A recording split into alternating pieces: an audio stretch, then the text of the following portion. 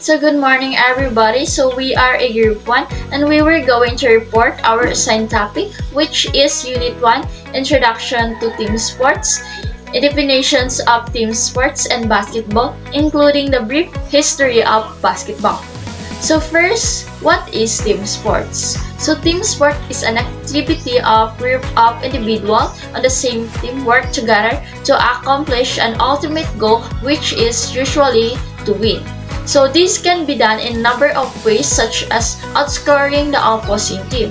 So which means team sports are games where a group of players work together to win. So they help each other to follow a plan to beat the other team, usually by scoring more points. So one of example of this is basketball. So basketball is a team sport played by two teams. Each team has 5 players on the court. On the rectangular court, usually indoors. So each team tries to score by throwing a ball into the opponent's net, or also called a basket, which is a high hoop with a net. Also, basketball is very popular around the world. Even two persons can play as long they have a ball, a net, and a flat surface. Also, basketball requires teamwork, endurance, and quick reactions. It is very crucial to the basketball. So next is let's proceed to the definitions and principles of basketball game. Again, basketball is a play by two teams. Each team has 5 players. So the next one is the basket that is attacked by a team is the opponent's basket, and the basket which is defended by a team is the team's own basket. So which means a team tries to score in the opponent basket. At the same time, they must defend their own basket so that the other team cannot score.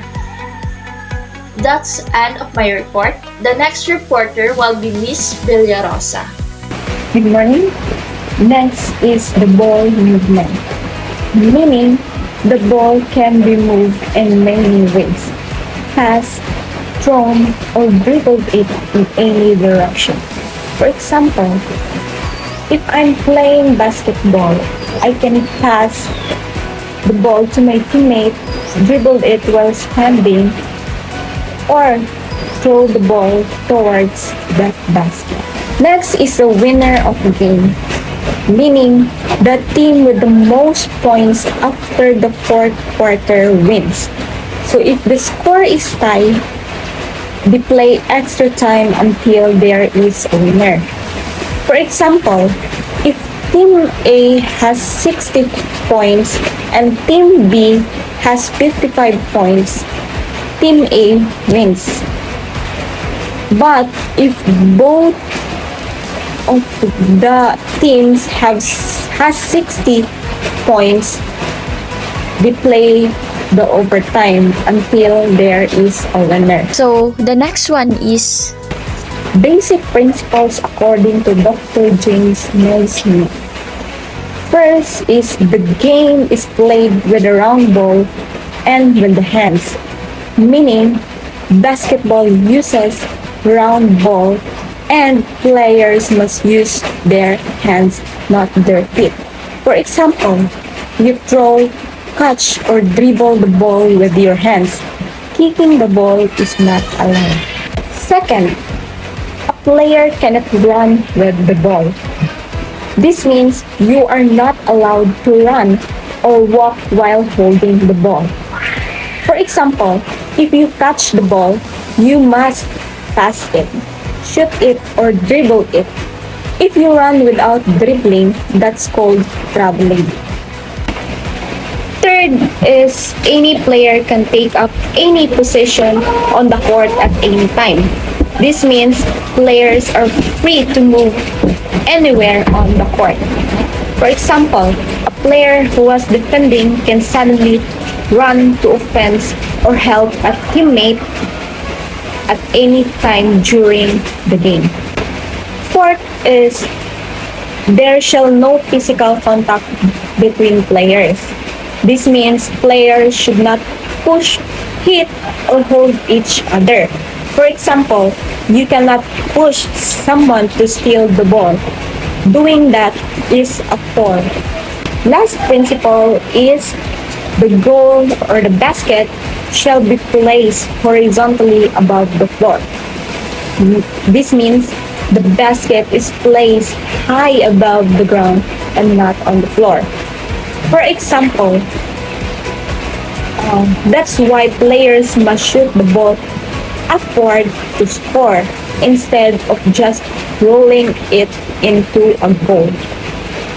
That's end of my report. The next reporter will be Miss Abong. Hi everyone! I will briefly discuss the history of basketball. So, ang basketball was invented in 1891 by Dr. James Naismith in Springfield, Massachusetts, USA.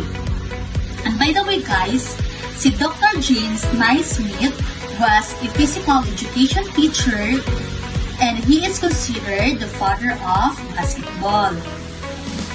So, he created the game to help students stay active indoors during winter. At first, ang ila pang gigamit is ang soccer ball o ang beach basket.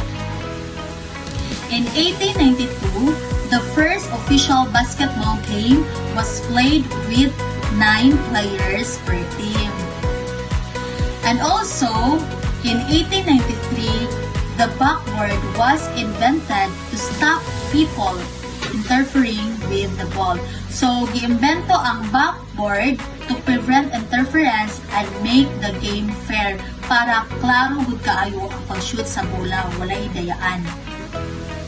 And between 1897 and in 1898, the number of players was reduced nila into 5 players per team and mauna na ang standard.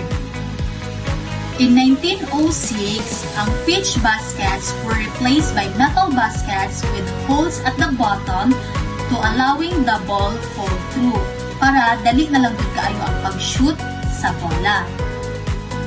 And in 1909, diri na ang basketball became international when the first international match was held in St. Petersburg.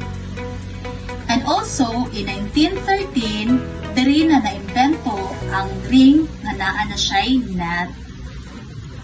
On June 18, 1932, in Geneva, Switzerland, FIBA was officially established as the world governing body by the sports of basketball. And finally, in 1936, ang basketball was included for the first time in the Berlin Olympic Games. That's end of our report. Thank you.